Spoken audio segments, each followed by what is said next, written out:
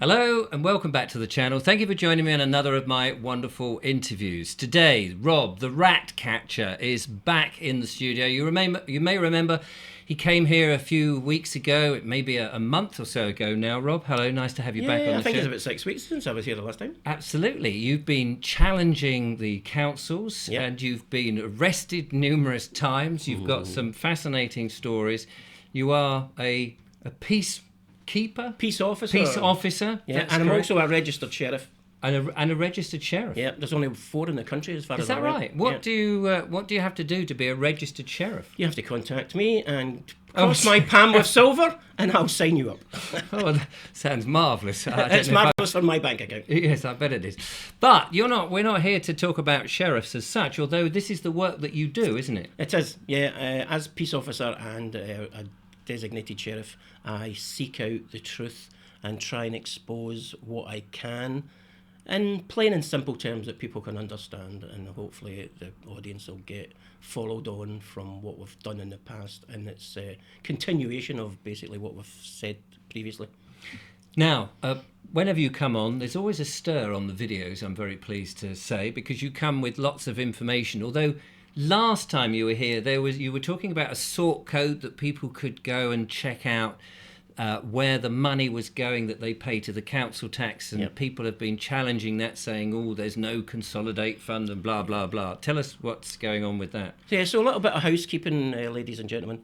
The last time that I came here, I was given a bit of last-minute third-party information in regards to www.sortcodes.co.uk, which when I checked it out, it actually did function in the way that the person said it would. But having done the show and then went back to double check, treble check to see if it was the correct information, the vehicle itself was wrong, but the same destination that I got to through the House of Commons library gave me and provided me with the same information that the sort codes led me to. Although having said that, I apologise, that was third-party information which I should have checked. So this is to try and prove that the money that is paid by our council tax doesn't just go to the council. No, it doesn't. That it goes to the government. Yeah, and it's not hidden by the government. The sort codes things was a bit of a red herring, but if you go into the House of Commons library, you can actually get the information there straight from the horse's mouths, so to say. So we could have done that, couldn't we? Actually, I was just thinking we could have sort of demonstrated. Well, we did. We have done it previously. Did we? We did. I remember you telling it to me, but I'm not sure whether the audience. No, the audience did see it. We showed the pie charts. See, that goes to show I can't. Yeah, we showed the I pie can't remember so many interviews. Yeah. But so anyway, well, thank you for sort of clearing that up, because a lot of people were coming along saying, "Oh, blimey, that doesn't work. Why does it work? Is he, he doesn't know his business?" No. But you clearly do, because you're getting very hot with the police. Yeah, with the local authorities, I'm now their number one friend, I think, or number one suspect, perhaps. I've been arrested, I think, 5 times in 7 weeks, which is becoming a bit of a tedious pain, but having said that, I do like egg sandwiches. So, is that what they serve you in? Well, you can have egg or ham or cheese. You should start a new menu for it. Well, it's... So now you've sent me some worrying videos at different times in the last 6 weeks that you've been here. I mean, one of which was you were trying to arrest a judge in court, and then you were bundled on by the security over there. Tell us what happened in that case. So that particular judge, his name is David Robinson, and he's been aiding and abetting the council defraud Portsmouth residents of at least $1 million, 800 million, I think it was in the last count. But we found out through various sources that he was actually breaking the law, and we decided, or us as a group decided, that we were going to arrest him. I did attempt to arrest him on the day that I was called for council tax, but I was quite badly beaten by the security officers there, and unfortunately I get charged for the privilege. I don't understand that. You're the one that gets beaten up, and then you get charged for being beaten up. Is this a service they now provide in court? Well, the interesting thing is that we have found out that the security guards who work for the magistrates' courts and the county courts and the courts around Hampshire are not bona fide security officers. They wear the uniform of HMCTS security officers, but they're contractors. So they're not employed by HMCTS. Oh, I see. So that's a crime that they're committing, which carries a 51-week prison sentence, and it's a summary offence.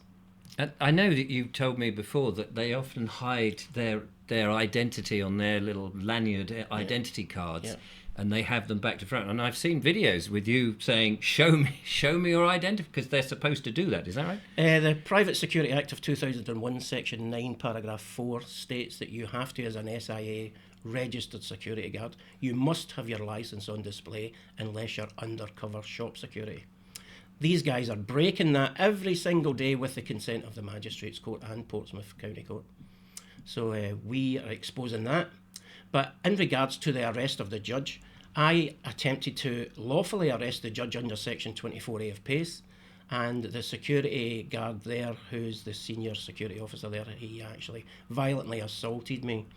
And I got arrested for the privilege of him assaulting me, even though there were 30 witnesses in the gallery, and we have at least 10 different video recordings of the incident. So Hampshire Police are not satisfied that he didn't assault me. They've charged me with assaulting him. So what do you have to do then if you're being assaulted by anybody and you've got 10 different video clips, X many witnesses to prove? I mean, it seems a non-starter, doesn't it? They've got you in the radar. Well, Hampshire Police unfortunately have decided that the criminals are the innocent, and the innocent are then for the criminals. And they now have me barred from every council building in Portsmouth. They have me barred from every HMCTS building in the UK. It says all courts. They've now got me barred from every driving test centre in the UK, and they've also got me barred from another item that I can't remember off the top of my head, but they've got me barred from that as well. So they've closed me down. And you sent me some graphics which show that. Is that what you sent me? The graphics, the letters. I've sent letters to all MPs in Hampshire. I've sent letters to the House of Commons. Somewhere here. Bear with me. Here we go. So that's a letter to Stephen Morgan MP. Yeah, I sent a letter to Stephen Morgan MP asking him to assist with the council tax fraud. If you can see at the top, it's 865 million, and that was a conservative estimate because I don't think we can calculate it without them giving us the correct figures. He refused to help. He just point blank refused to help and said that council tax was not fraud, it was payable, which is just the corporation line. This is a notification from Portsmouth Legal Services saying that I'm barred from their buildings and that I've not to contact them in any way, shape or form. And again, this is an unsigned letter. It's sort of scribbled on if you like, but there's no name or no checkable details to go back to. And they do that a lot, don't they, with these... the police do it regularly. Nobody's actually signing anything. Yeah. I mean, I keep getting stuff from different parts of either the council or from the enforcement agents or whomever it is. Yeah. And nothing is signed. There's nobody, and you go, well, how do I know this is real and not just a computer spewing out rubbish? So I got a generic letter from Portsmouth County Court saying that I was barred from the building. When I tried to find out if that was true, there was no signature on it. There was nothing. There was no department on it. I couldn't trace anyone back to. So again, I got arrested for that as well, which is another sort of fabricated bit of evidence by Hampshire Police. It sounds like you're getting a lot of bad luck on all of this, but you seem to thrive on it. What's this one here? This is Her Majesty's Courts and Tribunal Service saying that I'm barred from access on all courts. It says all courts on there, so I assume it's UK-wide. Wow. Does that put you off? Nah, well, as long as they summons me, I'm entitled to go, apparently. But it's not going to put me off in regards to what I need to do in the future, which is arrest the people that are in question. One. I think we've seen that one. Yeah, this is another letter we wrote to Penny Mordaunt MP, and we asked her for assistance in regards to the council tax fraud, and she also refused. Again, that's the Stephen Morgan letter, and we asked him to assist. He refused as well. So that's the only two MPs that we currently have in Portsmouth, Portsmouth North, Portsmouth South, and both of them are not the slightest bit interested in helping. Now, when you first came in, or it may have been the second time, but you came in to expose the driving test. Yeah, I did, thing. and So it's... tell us what's gone on with that, because well- I think you were at a critical point with that, weren't you? Yeah, so in November of 2022, I went before a judge, Mark Samuels, and I pointed out to him as a litigant in person because I cannot get anyone to represent me. The reason why that is because I'm charged with a criminal offence in a civil court, and county court solicitors don't work on criminal cases, and magistrate solicitors who are criminal solicitors don't work in county court. So they forced me into a position where the only option I had was either to plead guilty or acquiesce or defend myself. So I decided to defend myself. In November of 2022, I had it proven in court that the DVSA witnesses had committed perjury. Normally, a judge, when perjury is pointed out to them, would stop the trial, investigate the allegations of perjury, confirm them or deny them, and then move on. But in this case, this judge refused to do any of that. So he refused me legal representation, he refused me a trial by jury, and he refused to investigate the perjury that was obviously being committed by the DVSA. So I did attempt to arrest him as well, so for the obvious reasons. And again, I got attacked in Portsmouth County Court by the security officers, who are not security officers. It's nothing to do with the way you're arresting them, is Oh, it? absolutely not. No, you can. Everything that we do is filmed. Everything that we do is written down in a log, and it's all 100% legal, above board, and there's no animosity or any harassment attached to it. It's just plainly Section 24A of PACE. And when we did video record that date, the judge said, "You don't have to tell me why I'm being arrested, I already know." And that, Oh, really? I have that on evidence. I have that video recorded. So he knew why he was being arrested. He was well informed by me well in advance why I was going to arrest him. And you notify them in advance that you're Oh, coming absolutely, to yes. They know that I'm coming. They do know that I'm coming because I'm keeping myself correct, and I'm keeping the members of Balance and Justice and War and Peace Network correct as well. There's nothing that we don't do that's not just. Do you think, I mean, certainly in the magistrates' courts, and I don't know about the Crown courts, that there's any legitimacy now No, to courts at they're all all? gone. They're all bought. They're all bought and paid for. It doesn't matter how high up the ladder you get.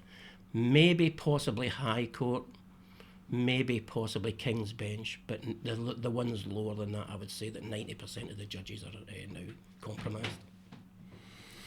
What's the situation now with the council tax? Because, I mean, on my show, we've been pushing the illegitimacy of the council tax. Yeah. We've been arguing on various different fronts where the frauds are being taken, that, well, in so many different avenues. And yet, here we are, April's just coming now. Yeah.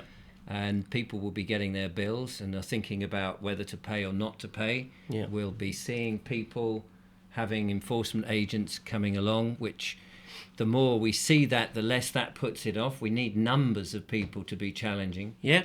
I have made a template letter which is currently on my electronic equipment, which Hampshire Police have unlawfully taken. They should have returned it to me last Tuesday, which they've And stopped. by that you mean your laptops or My phone laptop, my phones and all the electronic equipment, they took it. They no further action me last Tuesday in regards to that allegation. So they should have gave me my electronic equipment back, but they've held it back for 6 days. And they still have it. Right. Oh, and one thing we should say, every time you've been arrested, the charges are dropped. No, I have 2 outstanding charges do you? of the 7 times that they arrested me. But 7? Yeah, of the 7 times that they have 2 outstanding charges were just absolutely fabricated evidence, fabricated charges, which they'll deny, but I can 100% prove that they Tell did us it. about this. So if I can just go back to council tax Oh, before yeah, I sorry. before I Yeah. forget, because Yeah, I need to explain something to the people at home in regards to council tax. We have spent 24 months looking at council tax, and we are never out of the magistrates' court. Never. We're always there. Weekly we were there. And what we found when we went around different magistrates' court, Weston-super-Mare, Bristol, Southampton, Portsmouth, we found the same information on every magistrates' court they went. And this is now fully witnessed, and witness statement has been made by the multiple people who were there. We had it confirmed that Portsmouth City Council and the other councils that we have visited hire the courts. That's now confirmed. The staff at these courts have confirmed it.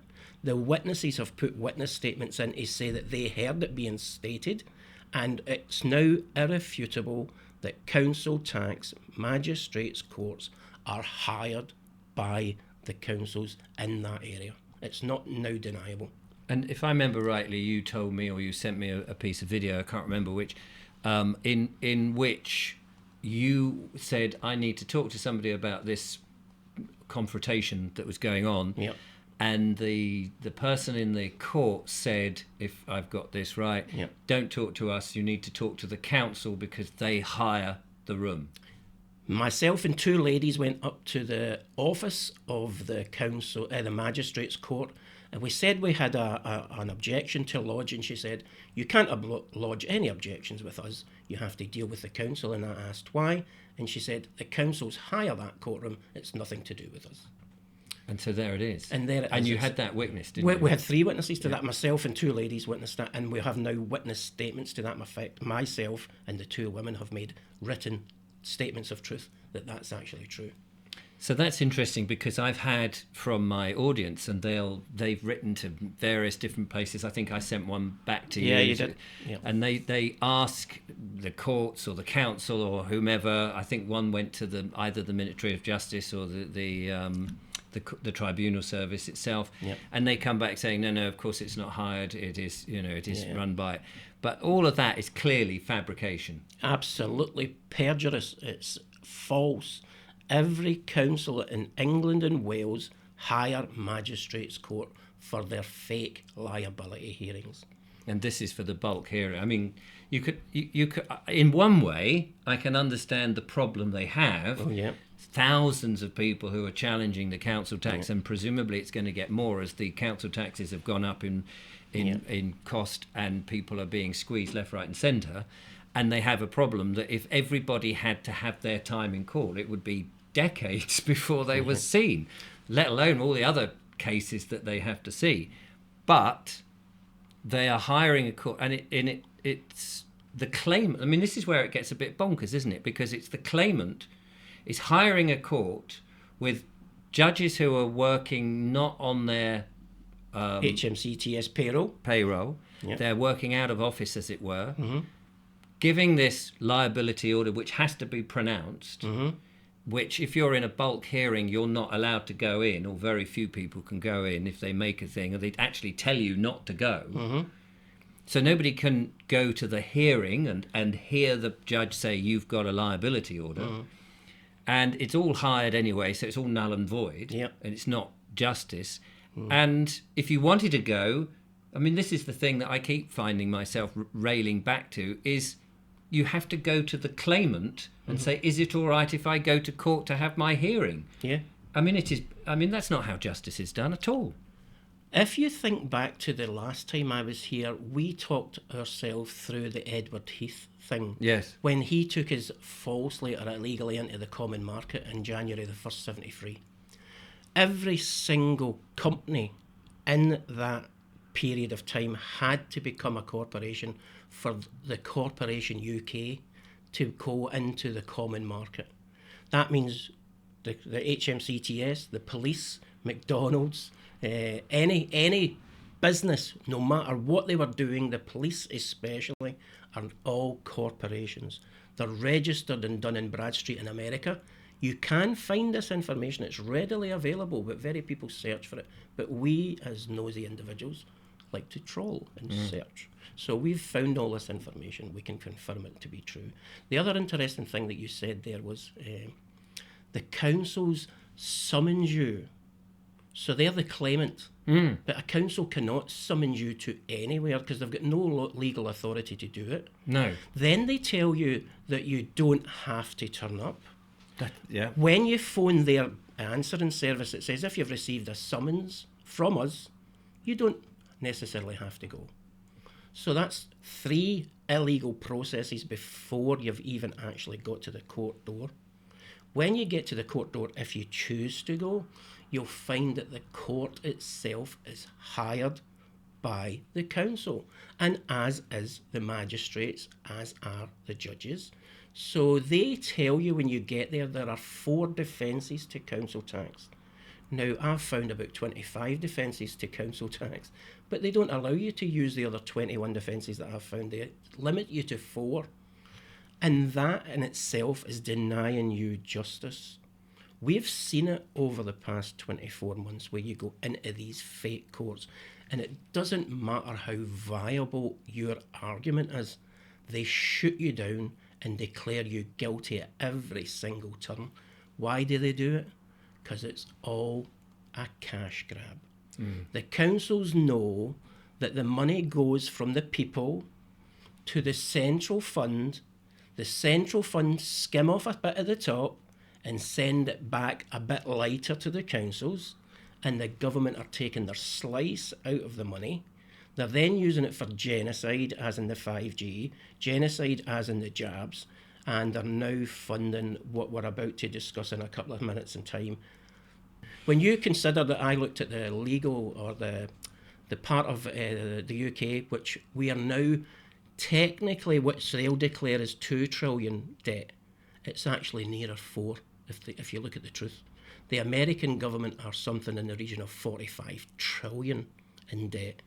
So these people like Natalie Brahma-Perwer, who are paid $15,000 a month or £180,000 a year, they're not earning their money. Portsmouth City Council are £365 million in the red currently, and they expect it to double next year. And yet they're still implementing 5G and all these other things that they're doing. And here we are in the 21st century at the top of our game, supposedly, and you would think that we would have everything nice and what people want, but it seems that people are more under stress, more poor, more in debt, with more people banging on the door demanding payments for this, that and the other than any other time. And yet we keep voting these same people in. Well, that's one of the things that we're going to lead on to. We have to stop the House of Commons. We have to stop the House of Lords. We have to totally erase that system. Turn the House of Commons into a museum. Turn the House of Lords into a museum. Take politics out of London. Take it out of London and put it near Birmingham, Manchester, somewhere in the centre of England, and take all the corruption with it and throw it in the sea. We cannot continue to be governed by the people that we're governed by, and I do mean them all. There's none politicians currently that can ever be trusted again. We have to start a fresh start with people that know their business, people who are genuine, normal working people with a bit of guidance from somebody who's honest above to keep us in the right, straight and narrow. You mentioned that we're going on to something a little bit more unwholesome. Yeah, a bit sinister. This was what we've uncovered recently. The reason why I get involved in it is because of what I'm doing, and Hampshire Police intend to close me down. I had 6 police officers eight police officers, came to my door one Friday. I had 2 at 10 o'clock, 2 at 12 o'clock, and I had 4 armed police officers at my door. Is that this here? Yeah, that's this is the officers who are actually armed police. They came to see me on a Friday that I was supposed to hand myself in for a voluntary interview. Now, the interview was classed as voluntary, and I decided that if they had any evidence, they would arrest me for it. But they sent 2 officers 10 o'clock, 2 officers 12 o'clock, and then the 4 armed officers came at about 3 o'clock, demanding that I hand myself into the local police station. You try getting a police officer nowadays, you can't get them for love nor money. But I seem to attract them. I think I'm a honeypot for Hampshire Police. Now, this guy here, HC019 is his number. He was talking to my little girl who was in the upstairs bedroom at the time, and he absolutely terrified her. I'm not surprised. He terrified her. Now, I wouldn't normally mention this. I've tried to keep my public and private life separate. But my little girl was diagnosed with cancer 4 years ago. She was diagnosed with leukemia. And this police officer interrogated her for a good 10 minutes through the window. Now, if you can see there's 3 officers there, but there was actually 4. And my little girl was terrified beyond belief that they were there. They actually told my little girl that they had serious concerns for my welfare and that I had to hand myself into the local police station. They interrogated her for a good 5 to 10 minutes. Where, why, when, how, Dad, what's Dad drive, where's Dad work, what's Dad's telephone number. Now, my wife was taking the dog for a walk just round the block, which takes 10 minutes maximum, and these officers, when my wife came back, threatened to take my daughter into care for being home alone. But she was only home alone for a maximum of 15 minutes, and it's not against the law to leave a 12-year-old child in the house on their own. But having said my little girl's previous history, we do not leave her anywhere for more than 10 or 15 minutes. So what those police officers, especially the person that you've got on your screen currently, HC019, that man should think shame of himself. The man should resign instantly. What he did to my little girl was outrageous, and what he said to her. And he also interrogated her without an adult being present. And you can see his gun. Yeah, there, he's got his gun. Yeah, his guns are there, and he thought he was John Wayne, that guy. The way he straddled up to my door and the way he spoke to my wife. He told my wife that I didn't hand myself in by 5 o'clock, that my wife and daughter were going to social services, which is going to bring us on to the heinous crime that we're about to discuss, which is something that I found hard to believe, actually. But when I looked into it, it became more and more obvious that what I was actually finding was actually true. I don't know if I'm guided by some sort of spiritual thing or something, but things seem to come to my door that just uncover the most heinous things. And what I found was that after he made that statement, I wondered if there could have been any truth in it, that he could just take my daughter. And they actually can. Tony Blair in 2006 decided that he was going to change the adoption rules and regulations in the UK without, as far as I know, any authority to do so. And we're going to come into what he has said in 2006. Let's go from, hang on, let's just find the relevant files. Yeah, so this is Tony Blair in 2006 in the politics.co.uk magazine. Yeah, the problem with kids must be dealt with at birth.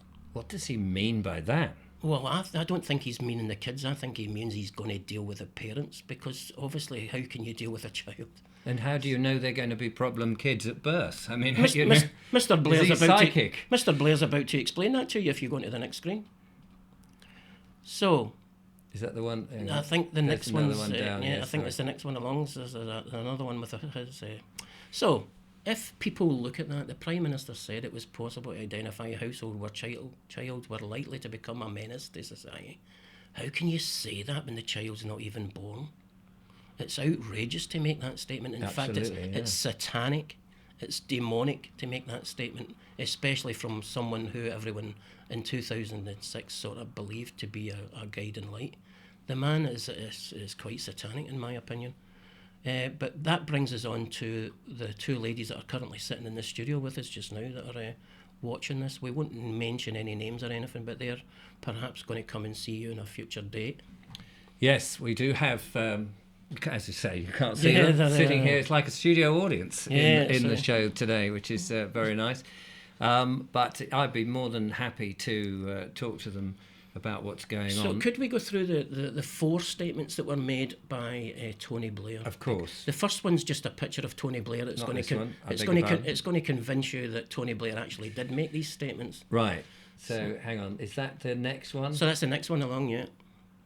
If we are not prepared to predict and intervene far more early, then there are children who are growing up in families which we know are dysfunctional. Then the kids a few years down the line are going to be a menace to society. He's talking about babies. How can he predict what a baby's going to be in the future just because they come from a family that doesn't live in an estate, a fancy estate, or come from a royal background? It's absolutely outrageous. But what the other thing that we can do, if we could show it on our next programme, I know we're running out of time, but he made changes in 2006 to the adoption process. And it used to be done on social services that would come to the families that were in need. But Tony Blair changed that. He made social services and children under quotas. Under? Quotas. Quotas. They gave them quota systems to fill. And when you look into the history of what Tony Blair actually did in 2006, He instigated or initiated quotas for the social services to remove children. And I'll tell you why he did it, from what I can understand it to be. A child that's being removed from a decent family in Hampshire will be taken to another family somewhere else in the English counties. So let's say Dorset or Bournemouth or some of these places. And they'll be transferred. They'll swap children at £40,000 a time. The other thing that I've uncovered, and it's documented, is that we believe it to be 100% true. We've not confirmed it yet, so I don't like to give out speculative stuff. But because of the severity of this allegation, I think someone somewhere has to start looking at this. The children are sold for 40,000, but the social worker who implements that taking away of that child is paid £4,000 as an incentive. The other thing is the parents themselves don't have to be bad parents, because they're now playing a numbers game. Because of the quotas. Because of the quotas. Yeah. So it doesn't matter. As soon as you come to the attention of social services, whether your child's got ADHD, whether your child's got learning difficulties, dyslexia, anything at all, that these corrupt social workers, not them all, the corrupted ones who are prepared to sell their soul for £4,000 per child, you will find that your child will be taken, which the police officer said to my daughter, or said to my wife in regards to my daughter. And that's why I've looked at this situation to see if it's actually true, and it is true. It is true. It's horrendous.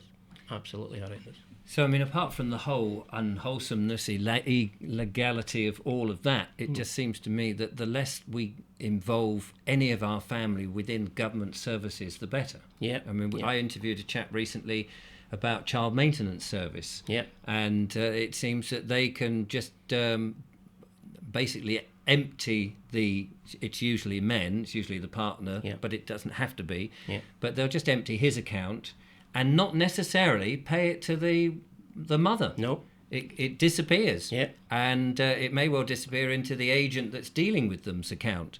But they have access to each other's account, and money is disappearing.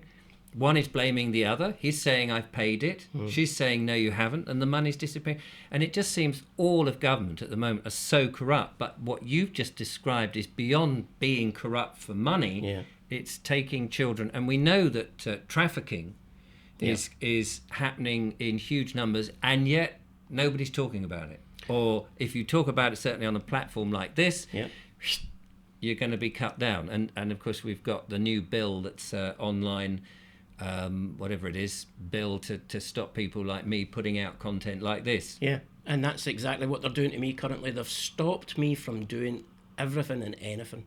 They have completely closed me down deliberately because I'm getting close. I'm extremely close to the truth, and they don't like it. I don't know if I'm allowed to discuss the little baby that we're currently dealing with on the Isle of Wight. I'll keep the names. I'll keep the names quiet. But we have been dealing with a little baby for the past 2 months, and she's on the Isle of Wight, I can say that much. She's currently in care. Her grandmother has her siblings, and there's absolutely no reason why the grandmother can't have this particular baby. But they're filling their quota system, and this little baby's falling into that quota system.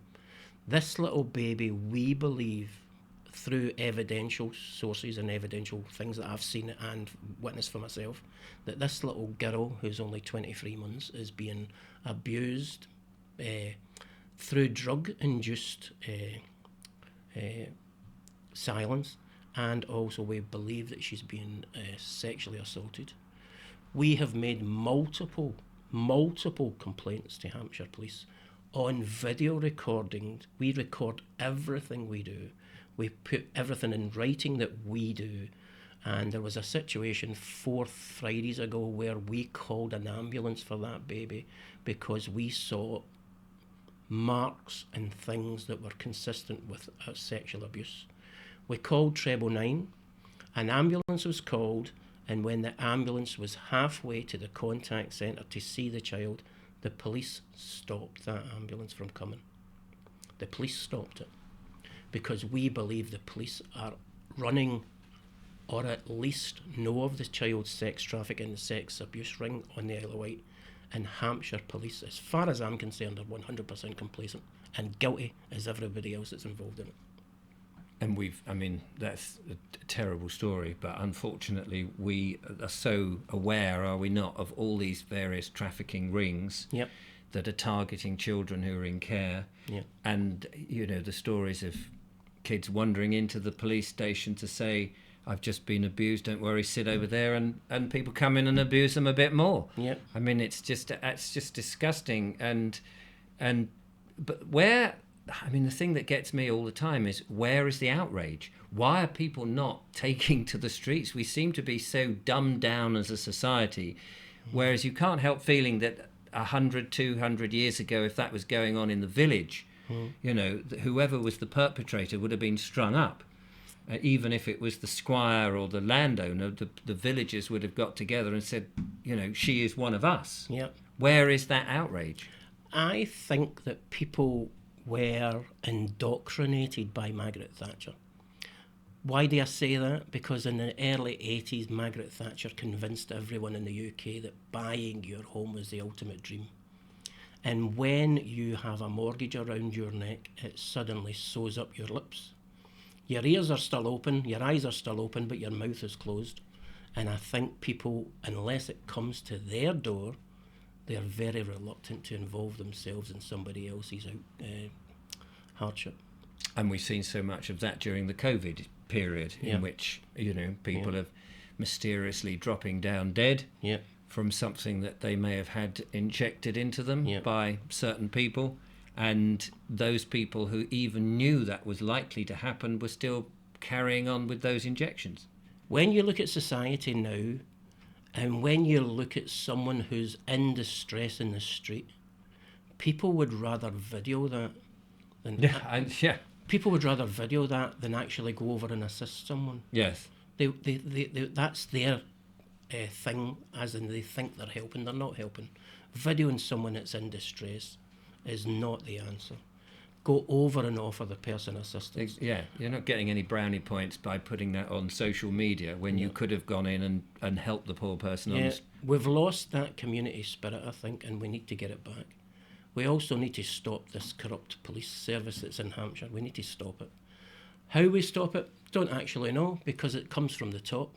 Scott Chilton, if you're listening, I think you absolutely should hand yourself into the nearest police station and just put yourself in to some psychiatric unit somewhere, because I think you seriously need some assistance. You need medical intervention somewhere, because you're not right, my friend. You're seriously sick. Well, Rob, is that the the list of stuff? We've done the list. Yeah. Ladies and gentlemen, what can I say? We are in a terrible situation. I'm very much looking forward to the ladies that you've mentioned. Yep. We'll get them on the show to tell their horrific story. And we look forward to more of your story. I hope now 7 times you've been arrested. Yeah. Is there a magic number that you're aiming for? I'd like to make the top 100. The most arrested man in England. I'm certainly the most wanted man in Hampshire, I think. But having said that, there is a serious side to this. I don't mind being arrested because I know that I've got nothing to be arrested for. Everything that I have ever done in my life has been upfront, to your face, and legally done. The situation that I am in is the establishment can't cope with me being so honest and so true. So they fabricate things. They're going to fabricate anything, and I wouldn't be surprised if things start appearing in this media, the mainstream media, that I'm Jock the Ripper. And I should ask, I suppose, I did this with Andrew Bridgen actually when he came on the show, and he was under a lot of pressure and he was revealing stuff, and somebody said to me, get him on the show because remember what happened to David Kelly. He suddenly disappeared in the woods and was dead because of the sexed up documents. So I need to ask you, are you at all suicidal? No, I am not suicidal, and I have no intentions of taking my own life. And if I can just fill in one last little piece of information that Hampshire Police did to me last week. They arrested me on Monday afternoon, And I told them at the time that I suffer from high blood pressure. And at come about 8 o'clock that night, I could actually feel my blood pressure rising, so I asked for medical assistance. That medical assistance didn't come for an hour and a half. And when the person did come, she found that my blood pressure was 212. If you reach 180 in the United Kingdom, it's an absolute emergency and you should be taken to the hospital. Hampshire Police left me in that cell for 26 hours with blood pressure of 212, hoping, I think, to have a stroke or to have a heart attack, and that would have been the problem solved. Another death in police custody. But something somewhere has kept me going and keeping me alive. I've got no intentions of killing myself. I love my wife and my daughter too much to kill myself.